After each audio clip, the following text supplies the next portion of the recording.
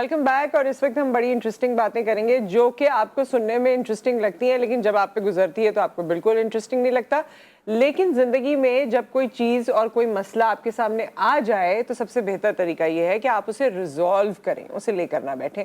हम इस वक्त बात करें आपके दांतों के हवाले से, आपके जो ओरल हेल्थ है, आपके मुंह की सफाई और उसकी सेहत के हवाले से। और उस हवाले से हमारे साथ डॉक्टर साहब मौजूद हैं, डेंटल सर्जन हैं डॉक्टर दानियाल अरशद। अस्सलाम वालेकुम। वालेकुम। कैसे हैं डॉक्टर साहब? ठीक ठाक हैं? अल्हम्दुलिल्लाह। तो डॉक्टर साहब अपने दांतों का आप ख्याल रखते हैं? लग रहा है वैसे। कोशिश तो यही होती है। कोशिश करते हैं। शुरुआत हम इतने साल हो गए हमें यही प्रोग्राम करते हुए और यही लोगों को बताते हुए कि आपके दांतों की सेहत या ओरल ये जो दांतों की सफाई है ये कितनी इम्पोर्टेंट है। आपको लगता है लोगों की सोच में कुछ तब्दीली आई है? वक्त के साथ साथ एक तो थैंक यू वेरी मच। वक्त के साथ साथ बहुत तब्दीली आई है। आई थिंक जो नई जनरेशन है वो इस चीज़ का ख्याल भी ज़्यादा रखे, वो अपने कॉन्शियस भी ज़्यादा हैं। आई थिंक सोशल मीडिया की वजह से उनको अपनी लुक्स की बहुत फिक्र है। तो स्केलिंग और पॉलिशिंग, क्लीनिंग जो पहले के ज़माने में लोग हमारे बड़े बोलते थे कि वो कराएंगे तो दांत कमज़ोर हो जाएंगे, हिल जाएंगे, वो मिथ काफ़ी हद तक टूटा है। एंड उसमें यंगर जनरेशन ऑफ डॉक्टर्स भी बहुत उसमें एक्टिव हैं। आई थिंक पेशेंट्स भी बहुत अब इस चीज़ को पसंद करते हैं कि अब वो कॉल करके खुद आना चाहते हैं। और हम एज डॉक्टर्स हमने उनको ये समझा दिया है कि this is not a procedure जो उनके लुक्स के लिए है, ये उनकी सेहत के लिए बहुत ज़रूरी है। ठीक है। अच्छा, क्योंकि हमारी सोसाइटी अनफॉर्चुनेटली बहुत सारी क्लासेस में बटी हुई है। एक क्लास तो वही है जिसका आप जिक्र कर रहे हैं, जिनको स्किन रूटीन भी करनी है तो अपना वैसे भी ख्याल रखना है and they want to look good. एक वो क्लास है जो वैसे तो अपना ख्याल करती है लेकिन दांतों को अभी भी टेकन फॉर ग्रांटेड लेती है।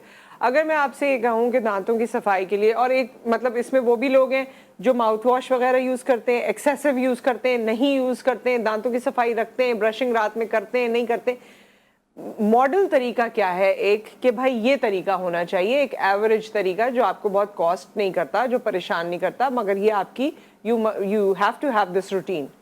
तो इसका एक बहुत सिंपल सा फॉर्मूला है। द फॉर्मूला इज कि आपने दिन में 2 दफ़ा ब्रश करना है जी। ब्रश बेहतर है कि या तो आप खाने से पहले, नाश्ते से पहले करें या आधे घंटे के बाद करें। और रात को सोने से पहले बहुत ज़रूरी है। माउथ वॉश का इस्तेमाल बहुत रेगुलरली नहीं करना चाहिए। अच्छा। बिकॉज माउथ वॉश जो है वो एक केमिकल है जो कि बहुत सारे बैक्टीरिया को, हमारे जो मुंह के अंदर प्रोबायोटिक्स हैं, उसको डैमेज करता है। तो हमने उसका इस्तेमाल सिर्फ तब करना है कि जब कोई डिजीज़ हो, कोई गम प्रॉब्लम हो या डॉक्टर प्रिस्क्राइब करे।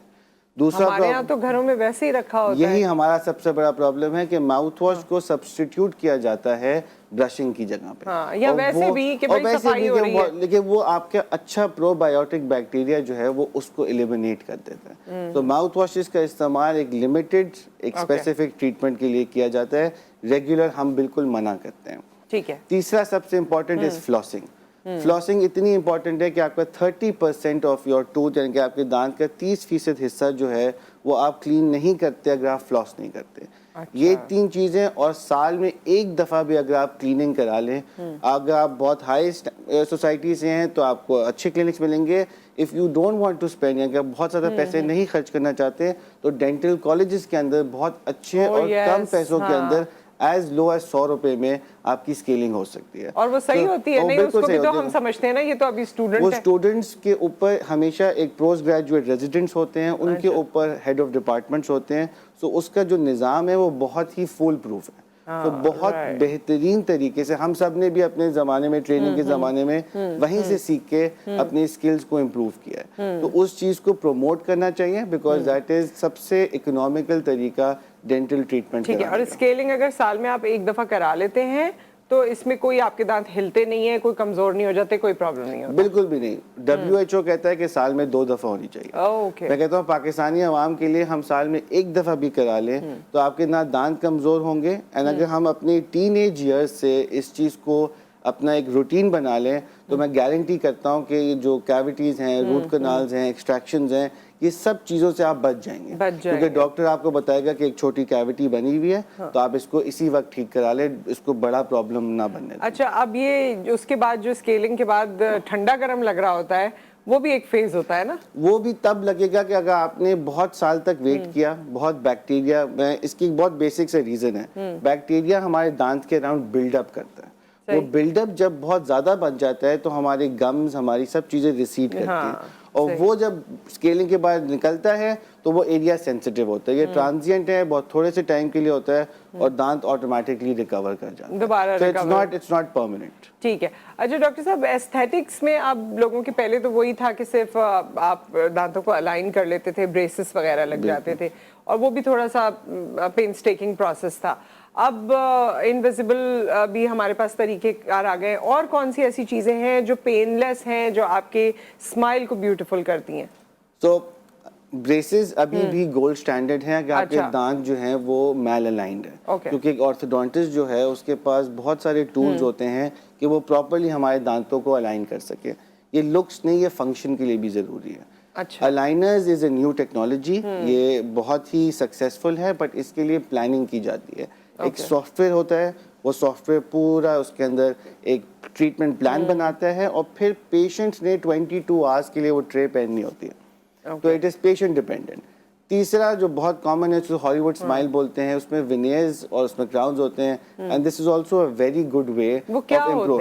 اس میں آپ کے دانت کے ایک سرٹن اماؤنٹ کو ہم ریڈیوس کرتے ہیں اور پھر لیب کو بھیجتے ہیں, جہاں پہ ڈیجیٹل ٹیکنالوجی کے تھرو آپ کی اسمائل ڈیزائن ہوتی ہے سافٹ ویئر کے اوپر. اور پھر ایک سیرامسٹ جو کہ جس کا کام ہی دانت کو بنانا ہے, وہ آپ کے دانت کو ڈیزائن کرتا ہے, آپ کے فیس, آپ کے دانت, آپ کی سب چیزوں کے حساب سے.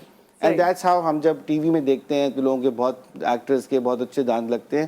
It's because someone has designed their smile in a certain way. اور تو وہ کھانے پینے میں وہ بالکل نارمل ہوتا ہے. آپ اب سے ایپل بھی کھا سکتے ہیں, آپ اپنا نارمل برگرز بھی بائٹ کر سکتے ہیں, you can eat everything, آپ سب کچھ کھا سکتے ہیں اس کے ساتھ. دنیا کہاں سے کہاں چلی گئی, بہت آگے چلی گئی, بہت آگے. یہ لوگ کرواتے ہیں بہت کامنلی. ایکٹرز ایکٹریسز کے علاوہ کی بات کر رہی ہوں میں. ایوری ڈے لوگ اب آتے ہیں ود obviously ملک کے حالات it makes a difference, but generally speaking لوگ اپنے aesthetics کے بارے میں اتنے کیئرفل ہو گئے ہیں اب کہ they walk in and say we want a nice smile.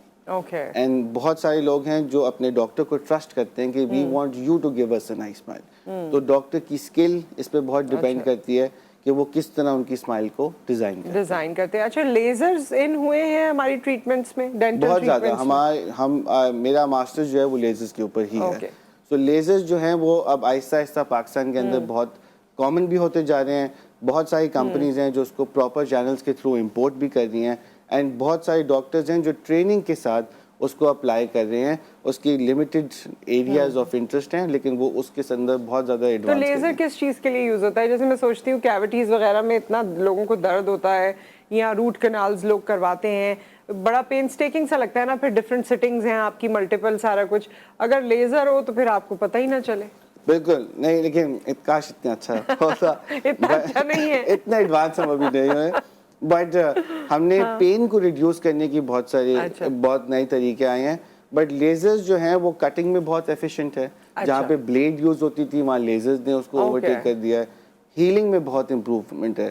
تو جو ہیلنگ آپ کی 15-20 دن میں سرجری کے بعد, دانت نکلنے کے بعد ہونی تھی, وہ لیزر سے ایکسیلریٹ ہو کے 10 دن ہفتے کے اندر بھی کمپلیٹ ہو جاتی ہے. اور وائٹننگ جو کہ آج کل بہت لوگوں کو شوق ہے, تو لیزر وائٹننگ جو ہے وہ بہت ہی اچھا طریقہ ہے دانتوں کو سفید رکھنے کا. اور جو آپ نے کہا کہ دوسرے طریقے آ گئے ہیں جس میں کچھ گیس کا بھی آپ ذکر کر رہے تھے, لوگوں کو ریلیکس رکھنے کے لیے. بہت سارے لوگ بڑے پریشان ہوتے ہیں کیونکہ ایک چیز منہ میں ہے اور اسی میں انجیکشن جا رہا ہے, اسی میں ساری چیزیں جا رہی ہیں, تو وہ آپ کے لیے انزائٹی بھی کریٹ کرتی ہیں. تو دنیا بھر میں گیس کا نام ہے, اس کا نام ہے لافنگ گیس کامنلی کہتے ہیں, اور دوسرا میڈیکل نیم ہے نائٹرس آکسائڈ. تو پاکستان میں اب آہستہ آہستہ نائٹرس آکسائڈ جو ہے وہ ڈینٹل کلینکس میں اویلیبل ہونا شروع ہو گئی ہے. اور اس میں جو ہے پیشنٹ کی انگزائٹی بھی بہت لو ہو جاتی ہے, وہ تھوڑا سا ریلیکس ہو جاتا ہے, اور ڈینٹل ٹریٹمنٹ کرانا اس کے لیے بہت آسان ہو جاتا ہے. تو ان کو جو انگزائٹی اور پین ہے وہ اتنا فیل نہیں ہوتا, آل دا سیم ٹائم کہ وہ جاگ رہے ہوتے ہیں. تو ایسا نہیں ہے کہ وہ جنرل اینستھیزیا میں ہیں, they will be up and they won't feel the pain basically. ہو سکتا ہے انجوائے کر رہے ہوں وہ ٹریٹمنٹ کو. ہو سکتا ہے بالکل, بہت سارے پیشنٹس انجوائے کرتے ہیں. صحیح. سو یہ الائنرز کی جو ہم نے بات کی تھی, انویزیبل الائنرز, یہ کتنے عرصے میں آپ کو رزلٹ دے دیتے ہیں؟ یہ سافٹ ویئر ہے, ایک AI بیس سافٹ ویئر ہوتا ہے جو کہ ڈیزائن کرتا ہے, but approximately as low as 6 to 8 months, and maximum بھی جاتا ہے تو 16 months کے اندر ٹریٹمنٹ کمپلیٹ. یہ کنونشنل بیسس سے زیادہ جلدی آپ کو ریزلٹس دیتا ہے, بٹ کیس پہ ڈیپینڈ کرتا ہے. تو ڈاکٹر صاحب اور ایسی کون سی چیز ہے جو ڈینٹسٹ کے پاس آ گئی ہے علاج کے حوالے سے؟ کیونکہ بہت ساری یہ تو کامن چیزیں ہیں، کامن پرابلمز ہیں جو میں نے آپ سے پوچھے، لیکن کوئی اور ایسا طریقہ آ گیا ہو، کوئی نیا علاج ہے، کوئی نئی چیز جو انٹروڈیوس ہوئی ہے؟ ہم نے ایک تو جہاں پہ آپ نے اسمائل میک اوورز کی بات کی تھی، پہلے ہمیشہ کی جاتی تھی ونیئرز کے تھرو، کراؤنز کے تھرو، اب کمپوزٹ فلنگز جو ہیں اس کے تھرو کی جاتی ہے. یہ ایک economical, it's 4 times less costly as a regular veneer, اور اس میں جو ہے پیشنٹ کے نیچرل دانتوں کو ٹرم نہیں کیا جاتا. تو یہ ایک نیا طریقہ آیا ہے. لیزرز انوالو کی گئی ہیں جو ہمارے پیشنٹ جن کو ڈرائی ماؤتھ کی پرابلم ہے، جو کہ جن کا منہ میں سلائیوا نہیں بن پاتا، تو لیزرز ان کو استعمال کی جاتی ہیں ان کا سلائیوا کو انہینس کرنے کے لیے. آرٹیفیشل سلائیوا نہ بننے سے کیا پرابلم ہوتی ہے؟ تو پیشنٹ جن کو خدا نخواستہ کینسر ہوا ہو، یا جن کی ریڈیشن ٹریٹمنٹ ہوئی ہو، ڈائبٹیز کے مریض جن کا منہ بہت ڈرائی ہو جاتا ہے، بہت اولڈر جنریشن آف پیشنٹ جن کے منہ بہت ڈرائی ہو جاتے ہیں، جن کی اسکن ڈرائی ہوتی ہے، تو ان کے سلائیوری گلینڈز ہوتے ہیں جو تھوک بنانا چھوڑ دیتے ہیں. تو لیزر جو ہے ان سلائیوری گلینڈز کو دوبارہ سٹارٹ کرتی ہے.